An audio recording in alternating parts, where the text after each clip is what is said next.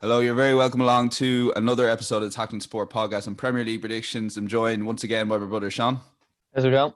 Daniel here, of course, and we have a reigning champion, one of our three in a row champions, James Moffat. He's done three in a row, and he's looking to do four. Leeds United fan, James Moffat. James, welcome to the podcast. How are we? Yep. Hey lads, good to be back. It's getting like a full-time gig now, isn't it? Isn't that four in a row? It's a four. It's three in a I row, think it's Sean. four. Is it? I think it's What's it? four. Four? Is it four? Is it four? Yeah. Jesus. Don't be putting me down like that this early on.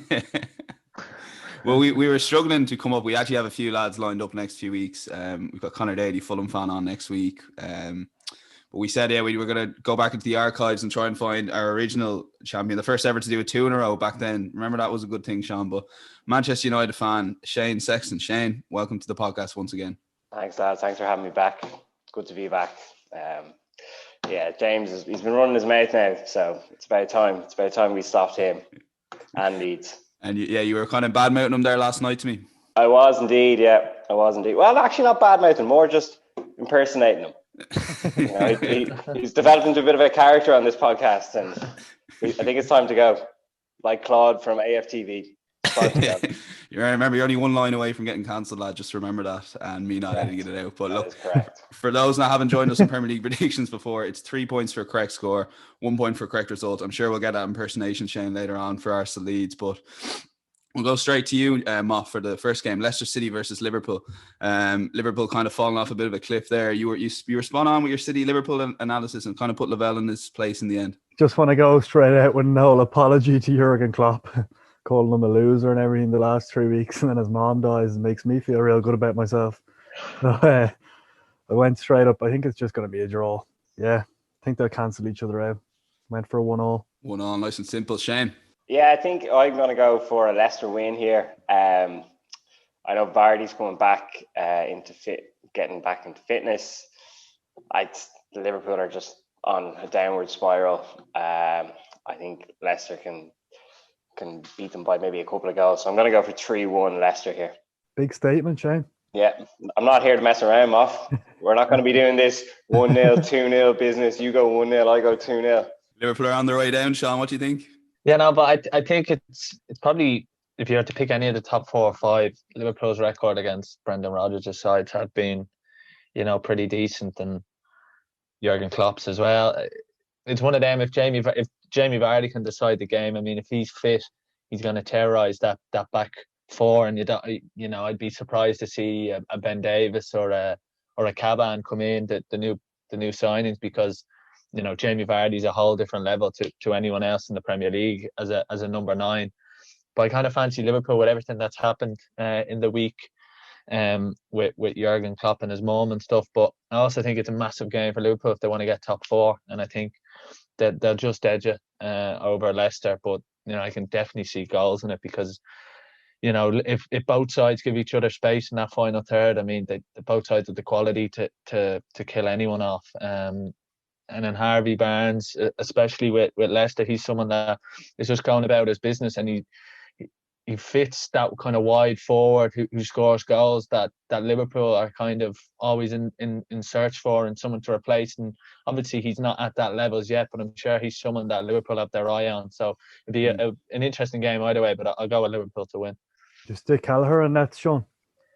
No, look, unless Alisson still has a cold or whatever, but it's one of them where Alisson makes those 2 mistakes, and all of a sudden everyone stops forgetting how good a goalkeeper was. And you even go back to the United game where he kept them in it. So I definitely think Kelleher is has a really good chance of starting for Ireland with Randolph's injury and stuff. But I keep going with Alisson. It's like watching you on Park Celtic, Dan.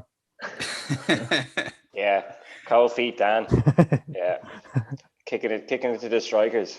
Yeah. Cheers, you've got him kicked. You don't know some of the lines Shane has on me as a goalkeeper, Moff. So thanks for starting that. I used to play out in the right wing, and he'd call my name, and I'd go out to the left wing, and he'd say Shane, and then he'd go, no, Alex or Connor.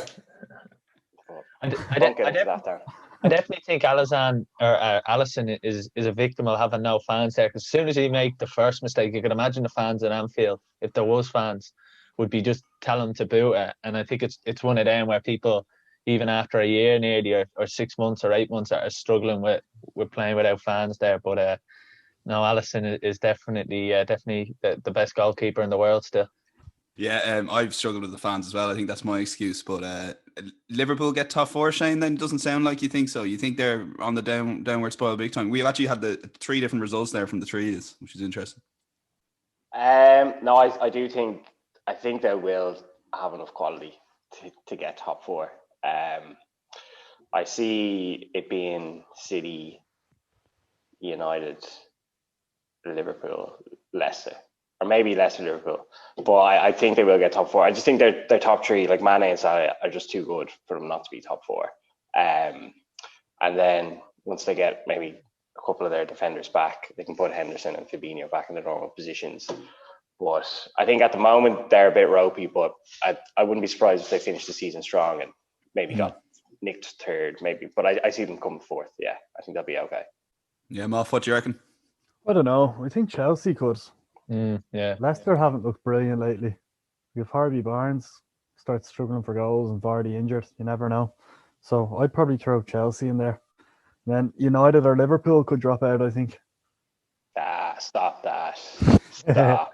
Come on. We'll get on to Moff's second favourite team, Burnley away to Palace. Shane, have you any one-liners that Moffat, I think, has spent a grand total of about 45 seconds on Burnley matches in Premier League predictions. Have you anything good to say about Burnley and Sean Dyche? Burnley 10, they do what they do. They don't score much. They don't concede much. Fair play to them. They do the same thing over and over, season after season. I mean, they might win. They might win by a goal. I got to respect Sean Dyche. He just does what he does. He doesn't get much money, but he has these players where, like Ashley Barnes. I'm a big Ashley Barnes fan. He's the king of shithousery. Like he'll just go down. He'll see the defender coming. He'll just barge into the defender, jump on the ground, and the defenders, like, they're no nonsense defenders. Ben Mee and Tarkowski, world class. So good at what they do. And then Nick Pope at the back. They're good at what they do, in fairness, and especially at home. So yeah, I'd fancy Burnley 1-0. Wow. Moff? I was going to go for a draw, but I think I'll go Palace 1-0. Wow. Contradict everything he's just said. Yeah, big Roy. You're a big Roy Hodgkins fan, though, aren't you? I like Roy. Time from. He plays football the way it should be played, the beautiful way. Sean? Yeah, no. Then did you see Sean Dyche's interview with TalkSport there during the week? Yeah, we saw bits of it on TalkSport or the press conference. On TalkSport. No, go on. He was interviewed, but he was just talking about because Charlie Austin was on. So he was talking. Charlie Austin obviously played for Burnley, and he was talking about that John McGinn incident about his coat, which was pretty funny. Oh, I did hear that. Yeah. So I'm a big Sean Dyche fan. I think he's done remarkable things with Burnley, but it's one of these games that's probably going to be separated by a moment of Iberi Eze quality, I think, and Zaha probably still out. And it's just these games are what Palace have and Roy Hodgson have kept their safety on. It's just nicking these games by a goal, like they beat Wolves 1-0. So I think Eze will probably be at the forefront of Palace's lone goal if they do score one. Listen, we'll go straight to Manchester City versus Tottenham then. Moff, will stick with you or we'll go to you? Cracking game last night, Tottenham Everton, wasn't it? Mm-hmm. Oh, unbelievable.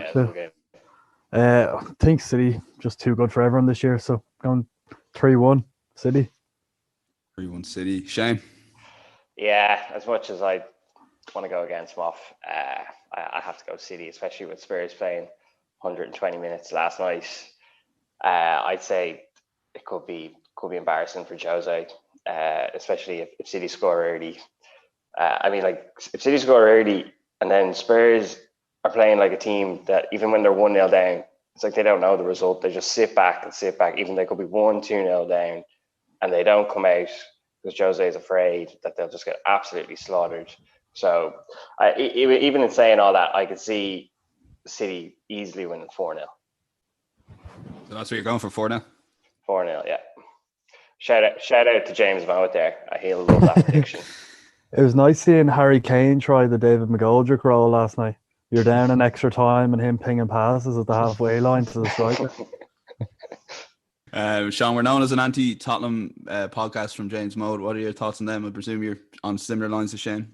Yeah, well, I'm just actually woken up with a bit of a smile on my face as well, because I saw Jamie O'Hara just on Twitter there on TalkSport saying Tottenham will never win the Premier League in this era, and Harry Kane has to leave Tottenham to become the player he wants to, which is obviously, listening to that made me smile a little bit. But I think where Tottenham are is, Jose Mourinho against Chelsea, defended in massive numbers and they concede, was a 1-0 in the end. And then they go to Everton and they're really aggressive. They're out of the traps early. They get their early goal and they end up conceding 5 goals in 120 minutes. So I think that's where Tottenham are, and probably where Jose Mourinho is at in the modern game. And he might have to refine his coaching methods or whatever, or the way he sets up a team. But Man City, where they've been really good this season, has been getting an early goal, and against these kind of low block teams, getting an early goal and making the team come out. So, it's one of them where it could be set up for a Mourinho masterclass, but I think the performance yesterday will have harmed a lot of what Mourinho's plans were for Saturday. So I'll go with Man City 2-0. Yeah, they're pretty poor. Like, it seems like they don't really know what they're doing at the moment. Even with Kane back, they didn't, the defence was shocking. He hasn't seemed to get that defence right at Spurs, but they have it. If you actually look at their defenders, like Alderweireld and Dyer at the start of the season were the main two, and then he dropped him for Rodon. And now Sanchez, I know he scored 2 last night, but he was brutal. Doherty's been in and out of the team. Aurier's been in and out of the teams, had good moments. They had Reguilon for ages. He's been in and out of the team. So where Mourinho used to be so good on his consistency, and you could name teams that he had, and that back four at the start of the season with Aurier, Dyer, Alderweireld and Reguilon looked like they were the four to be, really. They've chopped and changed since, and I know the cup he added in a couple, but I just think they're all over the place. And I think the only thing that Tottenham fans have is that glimmer of hope of them winning the Carabao Cup. And I think if they do, 2031 or something. Yeah, I think if they do beat Man City in April, I think most Tottenham fans will be happy for Mourinho to go. I think he'll have done his job, but at the moment it's awful. It actually is. It's quite dire. It's quite dire. Yeah, it's awful, lads, isn't it? I agree. Yeah, I agree with Sean. As well as slating the defence, I'd add one more onto that, and I think Lloris is just—he's so overrated. Like the Calvin Lewin volley last night, like he just parried it into the goal. A World Cup winner, goalkeeper. I don't know. I think he's been overrated for years. People defend him to the hill just because he's a high FIFA rating, I think, but it's brutal. He's always had that error in him, like more than most. I mean, when De Gea was in his prime, you'd rarely see that error, or when probably a Czech was in his prime. And Lloris has probably not ever gone to that top level goalkeeper where, he's been best in the world for a long time. He's also had a lot of injuries, very, very unlucky with injuries. But the last couple of games, I mean, have really been shocking, really since lockdown. You see a lot of mistakes from him, and he's just, he is getting to that age where, Tottenham are going to have to rebuild this squad in a year or two, with the likes of Kane, Alderweireld, Son if he stays or goes. So there's definitely a lot of players that they're looking out for, and definitely replacing Lloris in the next year or two is probably crucial to that. You could have really thrown any keeper in that France World Cup winning squad, and they didn't have too much trouble. So. Could have thrown in Daniel Hussey, I'd say. Steady on now. I can't believe my goalkeeper's getting battered this morning. Definitely got into the quarters. He's captain as well at Tottenham, and I don't know how much that's maybe holding them back as well, or holding the team back, because I don't know how many teams that are over. I know France obviously were successful with him there, but I'm not sure whether on the pitch he's doing a lot. And I think when you start losing faith in a goalkeeper, I think it's very hard to rebuild it. Yeah. And look, even if you look at Pickford and Olsen, I mean, Olsen last night made a couple of good saves. He did well, but even still, like, he parries one shot, and you're honestly fearful that it's going to end up somewhere. But a lot of teams are looking out for keepers at the moment. That's definitely something that's going to be watched. Not every team can have an Elan Meslier. Yeah, I was going to say. Yeah, he's serious talent there, joking aside, Moff, but we'll get on to that in a sec. He's still not finished growing either. 20 years old, 6'6". More worried about the NBA poaching him than anything. 7-foot Messier there. Ekes out a career at Leeds. But look, Shane, we'll go to you for Brighton versus Villa, the big Saturday night football game. How do you see this going? I fancy Brighton on this one. Villa have gone. They've had a little bit of a rut at the moment. Brighton are on the up. Obviously, like good results against Liverpool. But even before that, they have been putting in some good performances. So I'm going to go for a 2-1 win against Villa. So yeah, 2-1 Brighton. Moffat, to you. Yeah, I think it's going to be a 2-2 draw. I think it'll be a good game. Brighton just don't seem to really lose anymore. They're kind of weird one. Depends what team they show up with. Good players. Yeah, they're a pretty solid team. Yeah, I love the way Sean, Villa's rut includes a 1-0 win against Arsenal, which isn't great for Arsenal. But how do you see it going? Yeah, I think Villa. Obviously, Brighton played 90 minutes in midweek against Leicester, and we're unlucky to probably concede in the 90-odd minute. But I don't know, with Villa there, I think they're really good at times, and then at other times I think they're not great. I think they're one of the cleverest teams. You can see John Terry's imprint on that side, the way they win fouls, the way I think even last year in the year they almost got relegated. They had won the most fouls out of anyone in the league, and I know they boosted the likes of McGinn and Grealish who are so good at it, but they're very defensively resolute. But I'm just wondering if I definitely see Aaron Connolly starting for Brighton, and I think that's if you were to say there's any Achilles heel in Villa, it's probably getting balls played over the top. And Konza has been, again, a very underrated defender, and Mings probably gets a lot of the headlines. But I think Aaron Connolly there could pose them a bit of a threat. But I think Moffat's probably not far at the mark. I think it'll be 2-1 or 2-2 or 1-1. Tyrone Mings has to be the most overrated defender in the Premier League. I think he's really good at, when he's got bodies to the left and right of him. I don't think he's overly quick anymore. I think Konza's getting a lot of, probably not getting the praise he's getting. And if you ask Villa fans, Konza's probably been one of their players of the year, and no one's talking about him in any sort of capacity. But definitely that channel down the line with Tyrone Mings, I definitely see Connolly causing him a lot of problems. And it's probably Villa, where if you look at Villa defending, once they get that goal, they like to sit back and hit teams on the counter a lot. And I'm just wondering, will Brighton allow that, and will they, play balls directly in behind them? What about Big Sam Burns there playing left wing back, 6'6"? He looked like when he used to play FIFA clubs, and one of the lads were taking the piss, and 6'6" winger. But he's effective, in fairness to him. Like, could see him bagging a brace now on the weekend.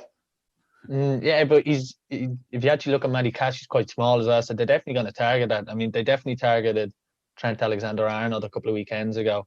They were very rigid at the start of the season with that back three. They weren't getting forward up the pitch, and they've kind of moved, if you like, to playing Byrne as a left wing back, and Ben White's sat back into centre half at times, or centre mid, and I think he gives them a lot of license to play with Dan Byrne further up the pitch. But I said Sam Byrne, the golfer. Oh, apologies about that. You'll have to edit that one out, Dan. I won't be editing that, don't worry. After your comments about the goalkeeping, which unfortunately have been left in as well. So, all right, fair enough. Put up with it there. Sam Burns looking good on PJ Tour. Is he going to win next few weeks, Shane? Nah, he's a notorious top 10. Don't stay away from Sam Burns. You lose all your money, genuinely. Are we back? It's all about Dan Burn. Moff just waking up there saying, "Are we going to back him?" No, definitely not. Any relation? No. Not as far as I know. We'll go to you, Moff, for Saints versus Wolves, 12 o'clock Sunday. Are we skipping West Brom Man U, or is that two? I might have got the orders mixed up, have I? No, Southampton Wolves is 12. Yeah, you forgot the 12 o'clock Sunday kickoff, Moff. Come on. Jesus, sorry lads. Jesus, I actually didn't write anything down beside this one. Southampton Wolves off the head. Fuck it. That'll be a shit draw, won't it? Yeah. Go 0-0. Or no, go 2-0 Southampton. Go on, Danny Ings. Have it. 2 late goals, I take it. Yeah. The game will open up. I was going to slag Wolves, but no, I don't have the energy for it. They're not worth talking about. Adama Traore, he's lost his spark. And he was old. The Portuguese flair is gone. Yeah, 2-0 Southampton. Jen? Yeah, two teams who aren't really firing at the moment. Watford, 2-0. I'd say I think it'd be a score draw, 1-1. 1-1. Both teams happy enough. Ralph will fire back. They've had a few bad results lately. It's all part of the master plan. Yeah, the Saints have the bubble's been burst a bit, I think, Sean. Yeah, no, and where they've struggled is depth, and that's probably where when people like you are getting excited. Southampton for top 4, top 6. And Che Adams top goal scorer, Dan. Talk us through that bet. Talk us through the bet. Go on. It's a 200 to 1. I can't believe you get hate for a 200 to 1 bet. I put a couple of euro each way on Che Adams. 4 places as well. Every time we sit down to watch Southampton, you cheer on Che Adams, and he's about 15 goals behind that. In my defence, he does miss a sitter every 2 games, so he should be he should be up there. And the United game, he'd won disallowed, didn't he? Yeah, Moss called it the worst decision ever. It was a bad decision, yeah. Yeah, in my defence, he should be on 4 goals. And then he's back in it. Exactly. They're cashing out for 33 cents then. No, they stopped offering me a cash out after week 1, I think.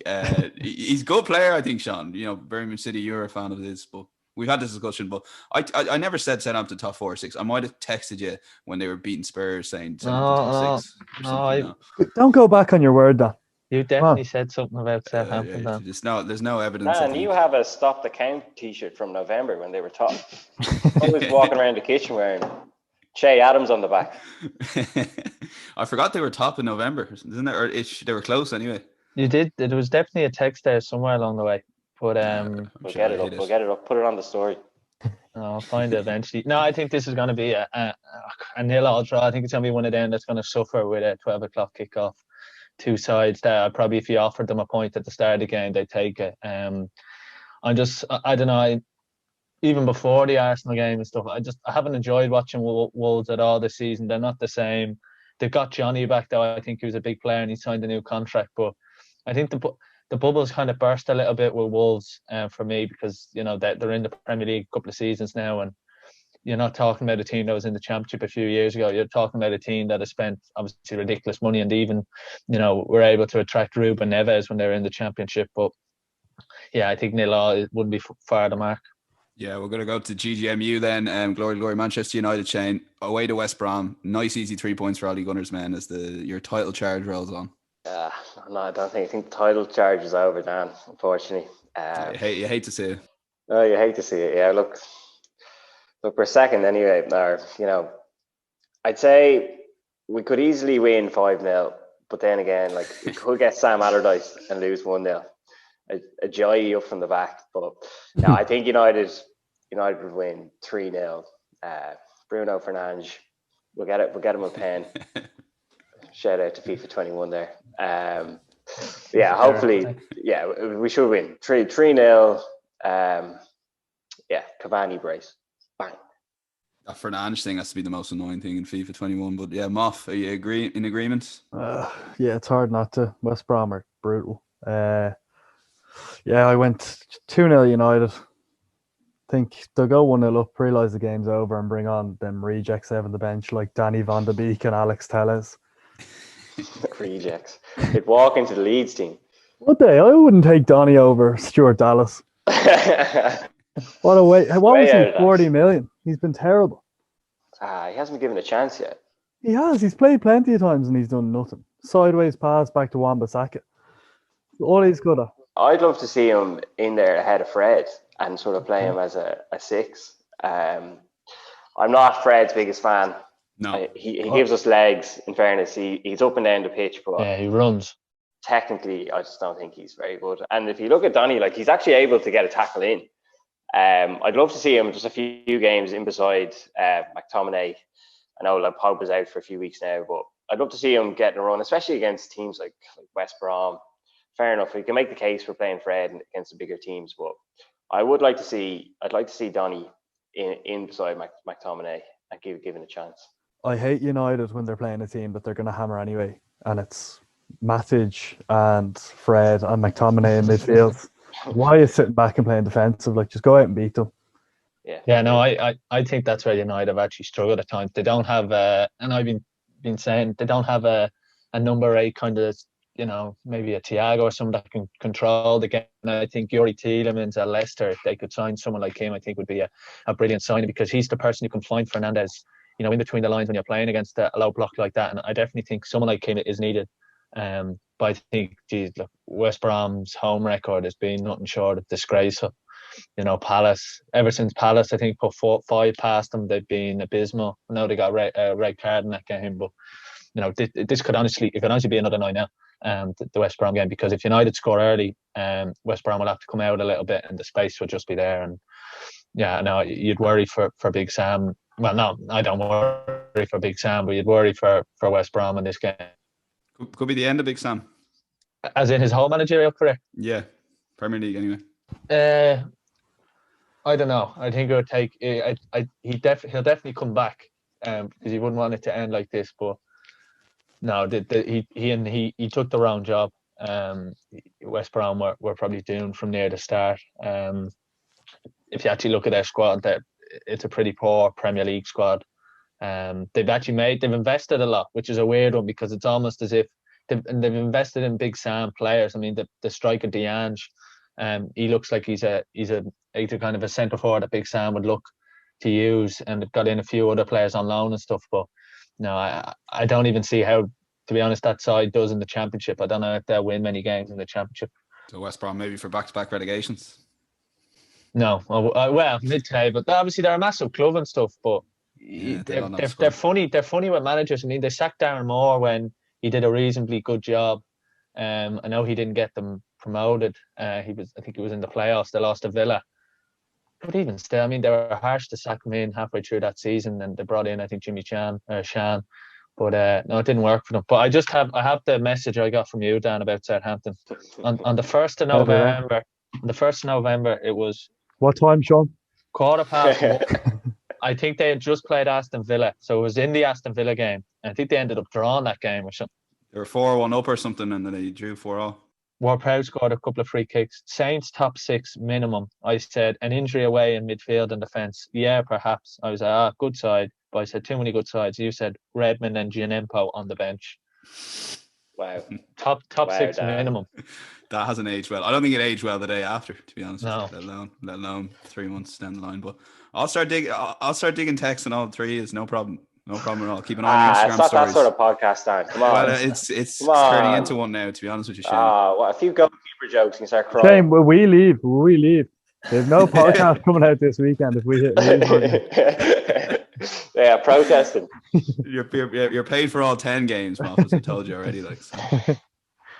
The big game now as well. So I'm interested in this, Moff. I'll go to you first. I actually have a question for Shane beforehand. What do you think, long-term striker-wise, Cavani? What are you doing there? I don't know about long-term. Like, you definitely sign him for another season. But, like, he's younger than Jamie Vardy. I think people forget about that.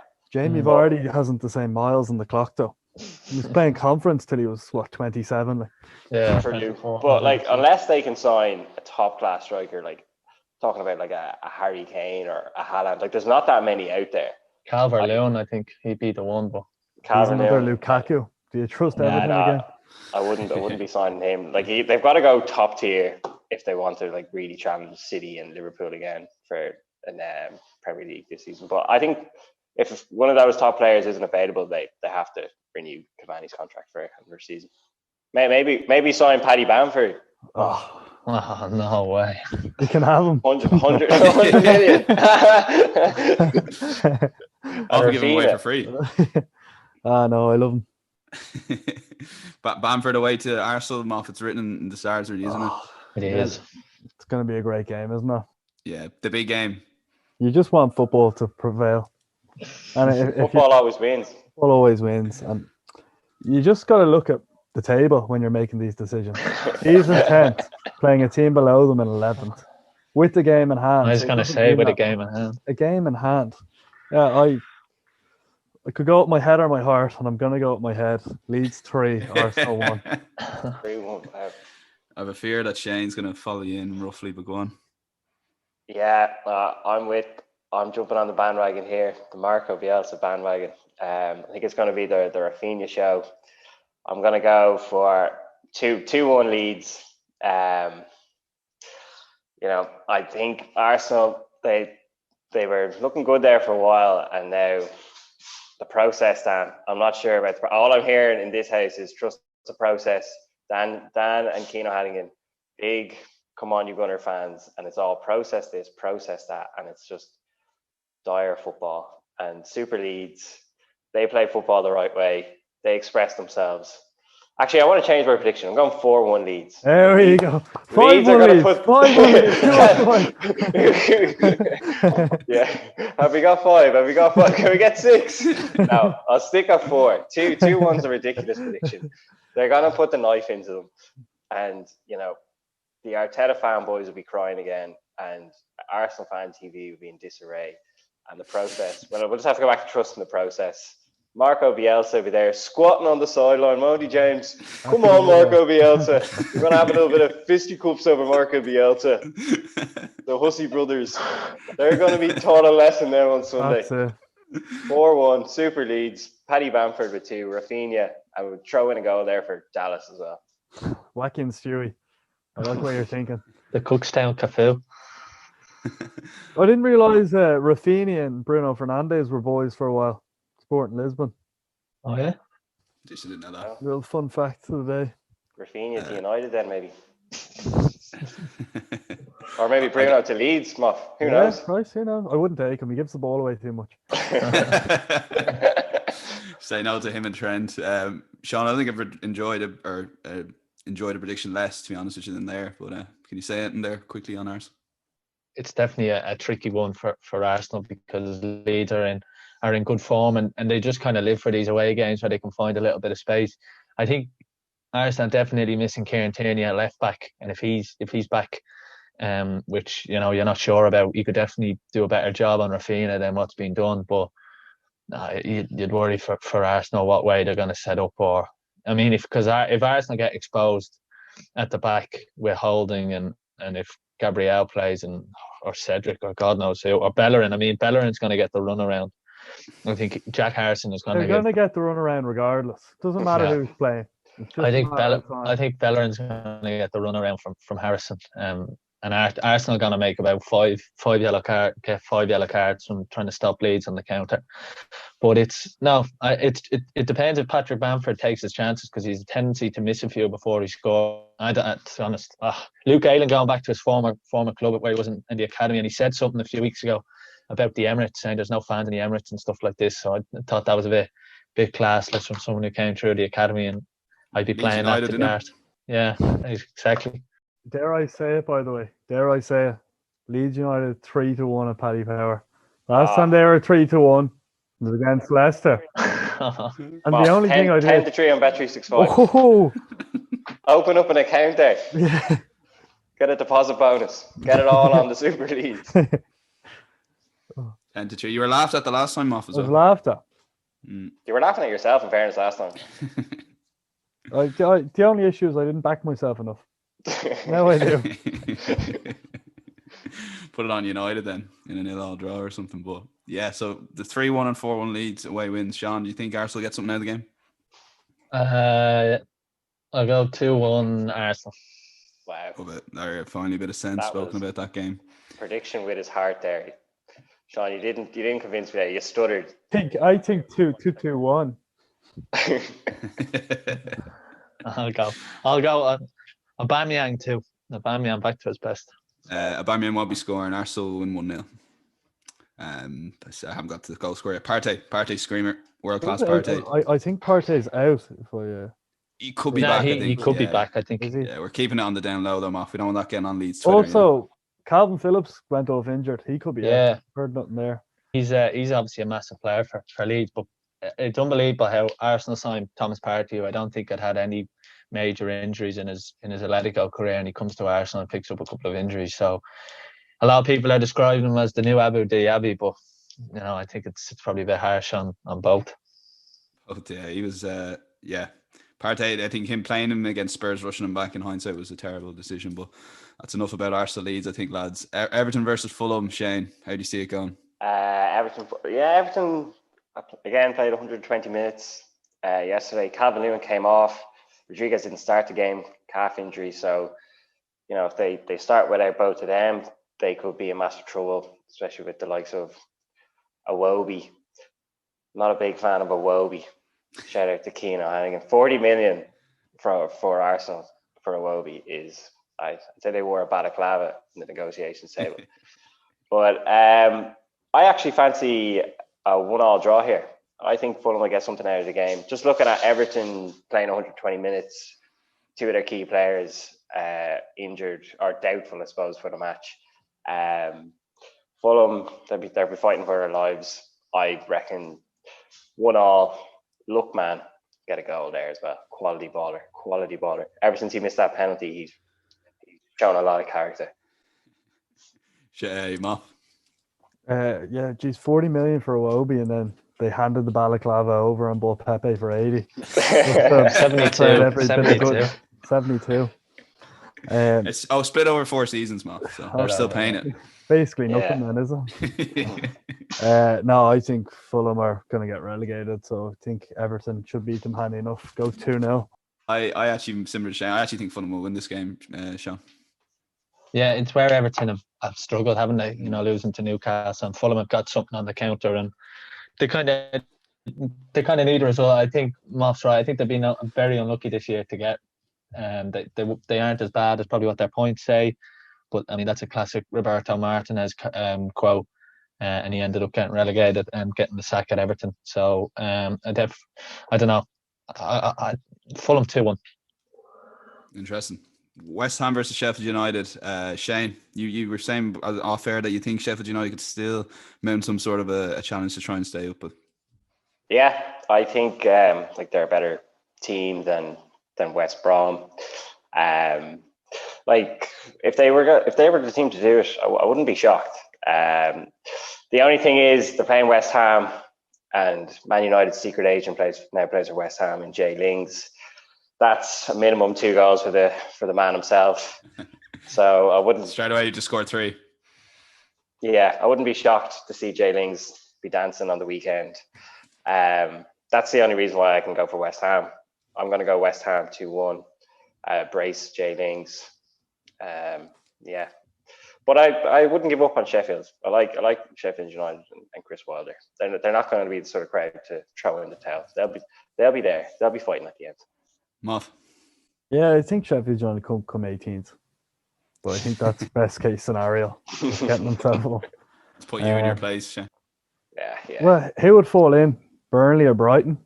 Newcastle will be sound. Newcastle, Callum Wilson's out for 6 weeks. Oh, is he? Poor fella. Yeah.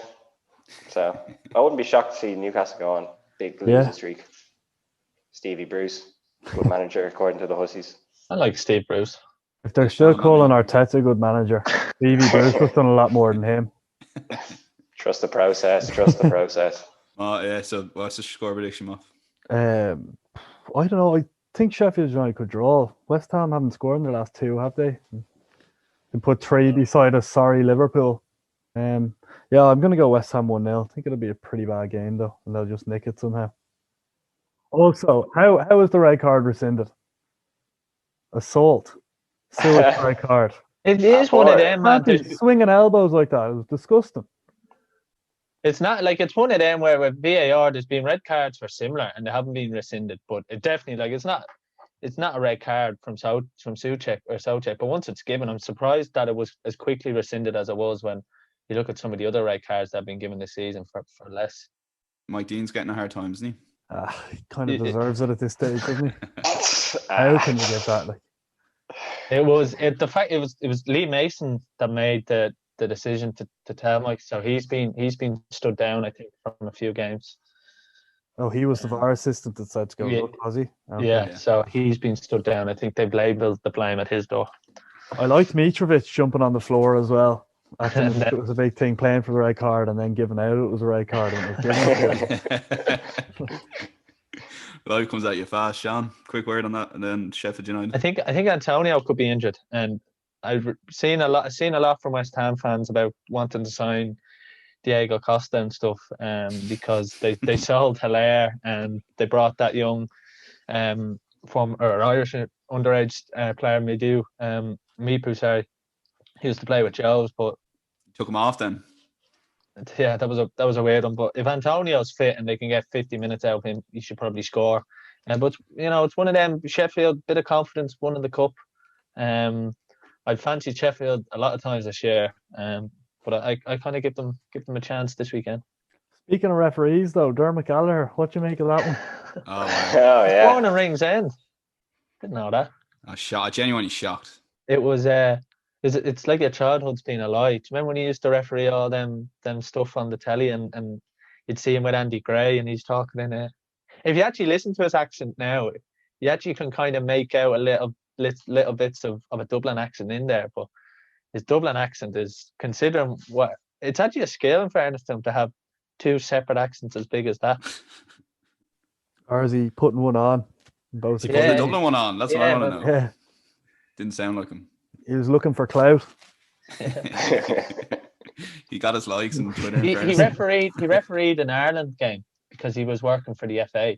So I was reading about him. He refereed an Ireland friendly in like 2004 or something as someone who was born in Ringsend and lived in Dublin for 15 years or 16 years. So. How did we get on? I hope Robbie Keane got a hat-trick that game. 2 penalties. It was a friendly, so it was probably against Oman or someone. Yeah. A good 1-0 win. Kevin Kilban in the 74th minute or something. I think that's the biggest disgrace at John Delaney's era, that because of the deal he got with the Omen, like, do you know what I mean? We had all those friendlies in the Craven Cottage. Anyway, Chelsea Newcastle, Moff, how do you see it going? Last game, 8:15, I think, on Monday.